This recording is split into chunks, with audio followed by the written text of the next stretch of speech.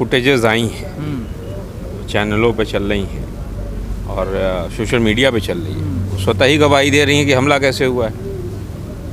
और हमला करने वाला भारतीय जनता पार्टी के प्रदेश अध्यक्ष राजस्थान के पूनिया जी का समर्थक है और वहाँ के जो सांसद अलवर के बालकनाथ जी उनका बहुत घनिष्ठ है। तो सब जगह दिखा रहा है, तो उसमें क्या है। बालकनाथ जी हमेशा विवादों में रहते हैं, क्या वजह है? तो बालकनाथ जी बताएंगे वो क्यों विवाद में रहते हैं। भारतीय जनता पार्टी का चरित्र चाल घटना को भी उनसे जोड़ा जा रहा है क्या? भारतीय जनता पार्टी का चाल चरित्र चेहरा ही यही है, विवादों में रहना, लोगों पर हमला कराना, लोगों की आवाज़ दबाना, ईवीएम चोरी करना, ये सब है। लेकिन सर उनके साथ तो काफिला चलता है, पहले वाकई में गोली चली है या गोली की अफवाह है? अब तो वहाँ पर जब हमला हुआ है, गाड़ी का स्थिति आपने भी देखी है, फुटेज सबने देखी है, तो उसमें स्वतः ही बता रहा है क्या क्या हुआ है और किस तरह दौड़ाया जा रहा था गाड़ियों को पीछे से और लोगों के साथ मारपीट की गई जो उस काफिले में चल रहे थे लोग। ये दबाने की कोशिश, आवाज़ दबाने की कोशिश है। कहा जा रहा काले झंडे भी दिखाए गए राकेश टिकैत जी। देखो, ये भारतीय जनता पार्टी बौखला गई है। ये 5 राज्य में जो चुनाव हो रहे हैं उसमें ये हार रही है। बंगाल में इनका स्टेक लगा हुआ है, वहाँ इनकी स्थिति बहुत ख़राब है। पता चला है, खबरें आप ही लोग से आई है कि वहाँ पर इनको पोलिंग एजेंट नहीं मिले, हार रहे हैं ये लोग। आसाम में ये ईवीएम चोरी करने लगे, भाजपा के प्रत्याशी की गाड़ी में ईवीएम मिल रहा है। तो स्थिति ये है कि ये परेशान हो गए हैं। अब इनको समझ में आया कि इसके पीछे कारण क्या है, तो इसके पीछे कारण है किसान आंदोलन, क्योंकि किसान आंदोलन ने देश की जनता को एक आवाज़ दे दी, इनके बुरे कृत्यों के बारे में बेनकाब कर दिया। तो उसमें कौन कौन है किसान नेताओं में? तो राकेश टिकैत हैं अव्वल दर्जे में, तो उनके पर हमला कर दो, क्योंकि पंचायतें हो रही हैं तो इनके खिलाफ आवाज़ उठ रही है चारों तरफ। तो ये आवाज़ों को दबाया जाए और पंचायतें ना हों और किसानों के बीच में लोग ना जाएं, जनता के बीच में जाकर किसान सरकार के जो बेनकाब करें उनकी साजिशें वो ना हो। इनको आराम से हम रेल बेचने दे दें, इनको आराम से बैंक बेचने दे दें, इनको आराम से वो एयरपोर्ट और पोर्ट बेचने दें और जो खेती किसानी की ज़मीन अंबानी अडानी को देने दें, तो खुश हैं। और अगर लेकिन सर देखा जा रहा है पिछले कुछ दिनों से जो आंदोलन देश में चल रहे हैं, तो उसमें पत्थर फेंक रहा आंदोलन के ऊपर, उनका काले झंडे दिखाना, विरोध करना, गोली भी चली पहले भी एक आंदोलन में, और कल भी बताया जा रहा है कि गोली चली है। तो ये तो एक ट्रेंड सा बन गया है आंदोलन। ये भारतीय जनता पार्टी का चरित्र है भाई, चाल चरित्र चेहरा। भाजपा और आरएसएस ने 28 जनवरी को यहाँ क्या किया? यहाँ हमला नहीं किया। 29 जनवरी को वहाँ क्या किया? सिंगू बॉर्डर, टिकरी बॉर्डर पे क्या किया? ये कहीं छुपा हुआ है? हमला नहीं किया था। ये लोगों का गुस्सा आपके प्रति? कोई गुस्सा नहीं है जनता का। कल यहाँ पर मैं देख रहा था, जब जनता जा रही थी बसों में, तो जय जवान जय किसान का नारा लगा के जा रही थी।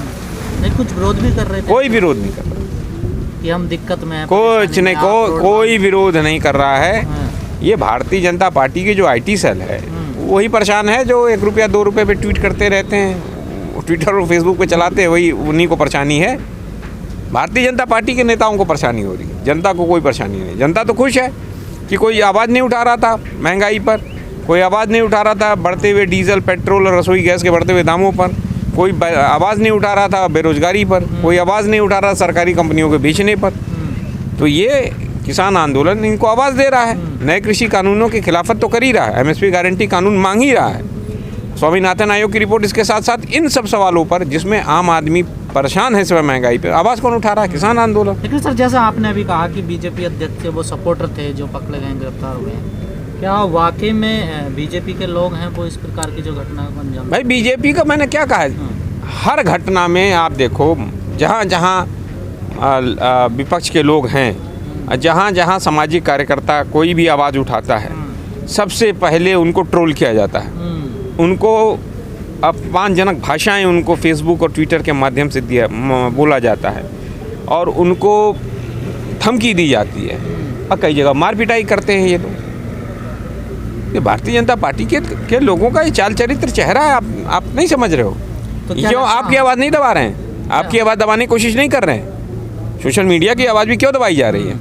मेन स्ट्रीम मीडिया पे कब्जा हो गया है। अब सोशल मीडिया यही है जो चैनल है जो किसान आंदोलन को दिखाते हैं, और बाकी जो प्रदर्शन होते हैं उसको दिखाते हैं। भाई आप छात्रों के आंदोलन को दिखाते हैं, आप मजदूरों के आंदोलन को दिखाते हैं, आप महिलाओं के आंदोलन को दिखाते हैं। वो ये नहीं चाहते, वो ये दिखाना ये चाहते हैं कि मेन स्ट्रीम मीडिया की तरह आप भी चुप्पी मार दो तो सब कुछ सही है। लेकिन तमाम किसान कह रहे हैं कि राकेश टिकैत जी की सिक्योरिटी बढ़ाई जाए, सरकार इस पर ध्यान दे। बढ़ाना चाहिए। किसी भी किसान नेता के ऊपर भारतीय जनता पार्टी के लोग अगर हमला कर रहे हैं तो सिक्योरिटी बढ़ानी है। क्यों नहीं बढ़ानी चाहिए राकेश टिकैत की, चौधरी राकेश टिकैत की लेकिन सुरक्षा व्यवस्था तो सही बढ़ानी चाहिए, उसमें क्या दिक्कत है। वहाँ तो बीजेपी की सरकार भी नहीं है, कांग्रेस की सरकार है, फिर ऐसा हमला हो कैसे गया? क्या पुलिस को पता नहीं था? अरे भाई वो आ गए, वो खड़े थे, आप देखिए फुटेज ना, वो खड़े थे एक जगह और खड़े हो एक अकस्मात आ गए। अब क्या कोई जानेगा, वो सब लोग सोच रहे होंगे भाई स्वागत करने कोई खड़ा होगा। तो ये भारतीय जनता पार्टी आरएसएस के लोग इसी तरह जी बात करते हैं, हमला कर देते हैं। गांधी जी को कैसे मारा था? हाथ जोड़कर ना। किसी ने सोचा था कि हाथ जोड़कर पैर पड़कर गांधी जी को कोई गोली मार सकता है? तो आरएसएस की वो भूमिका रही है। तो इन घटनाओं से कैसे बचा जाएगा सर? क्योंकि अभी पीछे पत्थर भी फेंके गए थे यहाँ बॉर्डर पर। भाई सजग रहेंगे हम लोग, और क्या, सजग हैं हम लोग तो अहिंसात्मक आदमी हैं। हमला जैसा होगा हाथ हमारा नहीं उठेगा। अहिंसात्मक आंदोलन चलेगा हमारा। या कोई किसान रणनीति बना रहे हैं आगे? भाई देखो हम अहिंसात्मक आदमी, अब काम करना हमारे अंदर लोग हैं, वो अपनी वॉलंटियर्स यहाँ पर अपना देख रहे हैं, वो अलग विषय है। लेकिन सुरक्षा देना, आंदोलन को सुरक्षा देने का काम बाहरी रूप से अवांछित लोगों को रोकने का काम सरकारी तंत्र का, पुलिस का है। पुलिस का काम लाठी बजाना थोड़ी है किसानों के ऊपर। लेकिन जो कल अपील की थी आप लोगों ने प्रशासन से, क्या उस पर कोई अमल हुआ अभी तक? अब देखते हैं, बातचीत हम लोगों ने अपनी मांग कर दी है। अब सरकार उस पर रिव्यू करेगी, प्रशासन रिव्यू करेगा, अपना बताएगा, वो तो प्रशासन का काम है। लेकिन 4 महीनों से आंदोलन चल रहा है, ऐसी घटना सामने अचानक से ऐसी घटना सामने आ जाती है 4 महीने में। अरे भाई ये घटनाएं अचानक नहीं हो रही हैं, ये घटनाएं ये लगातार चल रही हैं। प्लान की हुई है सर? क्या आपको नहीं लगता जब आंदोलन चला पंजाब से तो खालिस्तानियों का आंदोलन कहा गया, तो ये भी तो एक रूप से हमला ही है। जब ये हरियाणा आया तो ये नक्सलियों का आंदोलन हो गया। जब वो दिल्ली के बॉर्डर पे आया तो चाइनीज़ एजेंट और पाकिस्तानी एजेंटों का हमला हो गया, वो हो गया क्या नाम है, आंदोलन हो गया। तो ये हमला नहीं है, तो मौखिक हमला करना और एक शारीरिक हमला करना बराबरी तो है। हमले तो तभी से कर रहे हैं ये लोग, क्या दिक्कत है? पहले लोनी से जो विधायक हैं वो आए थे, अब ये एक घटना हो गई है। कई बार कहा गया कि पीछे से पत्थर भी आ रहे हैं। भारतीय जनता पार्टी के लोग बौखला गए हैं। वो ये सोच रहे हैं यार ये बैठे हुए किसान हैं, यहाँ बैठे हुए हैं और लोग हम लोग का विरोध कर रहे हैं चारों तरफ, तब ये डर गए। ऐसी घटनाओं से आंदोलन कमज़ोर होगा? कमज़ोर क्यों होगा? आंदोलन तो मजबूत होता है। ये ऐसा आंदोलन है जिसके खिलाफ सरकार रोज साजिश करती है और आंदोलन रोज मजबूत बन के उभरता है। इसलिए सर आपने अभी कहा कि पश्चिम बंगाल या असम में हारने की बौखलाहट है सरकार, पर मोदी जी तो कह रहे हैं कि हम जीत रहे हैं। ममता की बातों से लग रहा हूँ मोदी जी तो इस देश के अंदर क्या क्या बोल सकते हैं। वो तो कह रहे थे कि वो बांग्लादेश की आज़ादी में जेल गए थे। अब किसने जेल भेजा? हिंदुस्तान के अंदर तो कोई जेल नहीं गया था। अब उस समय के लोगों ने आरटीआई लगाई, आरटीआई का जवाब नहीं आया। अब हिंदुस्तान के अंदर वो बोलते थे ये सब बातें, अब वो जाके बांग्लादेश में बोलने लगे। तो मोदी जी की बातों का कोई ध्यान उन देता नहीं है। उन्होंने तो ये भी कहा कि ऐसी अफवाहें चल रही हैं कि ममता जी कहीं दूसरे से पर्चा भर रही हैं। वो ममता जी की पार्टी तो कही है कि मोदी जी के खिलाफ वो बनारस से पर्चा भरेंगी, दूसरी जगह वही हुई बनारस। जो सर जो असम में बीजेपी के नेता की गाड़ी में जो ईवीएम पकड़ी गई है, कैसे देखते? चुनाव आयोग ने तो उस पर सफाई दे दी है कि हमारी गाड़ी खराब हो गई थी। इलेक्शन कमीशन में एक चुनाव आयुक्त हुआ करते थे TN शेषन, जिन्होंने बता दिया था देश को कि चुनाव आयोग नाम का एक संस्था है इस देश के अंदर, और ये वर्तमान के चुनाव आयुक्त हैं जिनके रहते हुए ईवीएम भारतीय जनता पार्टी के प्रत्याशी वर्तमान विधायक की गाड़ी से जा रहा है। गिरावट कहाँ तक आ गई है? वर्तमान चुनाव आयुक्त के आंखों में अगर शर्म हो और थोड़ी सी लज्जा हो तो देश के लोकतंत्र की रक्षा करने के लिए ये चुनाव आयोग बनाया गया था। 4 लोगों को सस्पेंड कर दिया। अरे 4 लोगों को सस्पेंड नहीं, अपने आप को सस्पेंड कर लें, वो इस्तीफा दे दे, उनसे नहीं चल पा रहा है चुनाव आयोग। वो भारतीय जनता पार्टी के एजेंट बनकर काम कर रहे कहा हैं। जा रहा बारिश पड़ रही थी, जाम लगा हुआ था बहुत तेज। तो बारिश पड़ रही थी, जाम लगा था, तो वही AS01 वाली गाड़ी मिली थी क्या उनको, भारतीय जनता पार्टी के प्रति? और उस EVM की जांच करोगे तो सारा वोट भारतीय जनता पार्टी का होगा। वो कहा जाता था पहले कि EVM बदल दी जाती है, ये तो प्रत्यक्ष दिखा देगा।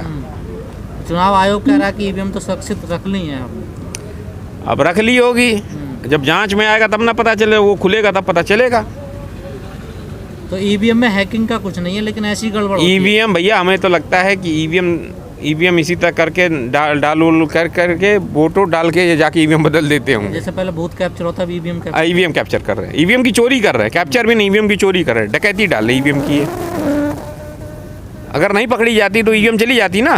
तो क्या अब ईवीएम की भी रखवाली करनी पड़ करेगी कैंडिडेटों को? अरे सब कुछ करना पड़ेगा, EVM की रखवाली करनी पड़ेगी, अपने चुनाव के जो पत्र हैं उसकी भी रखवाली करनी पड़ेगी।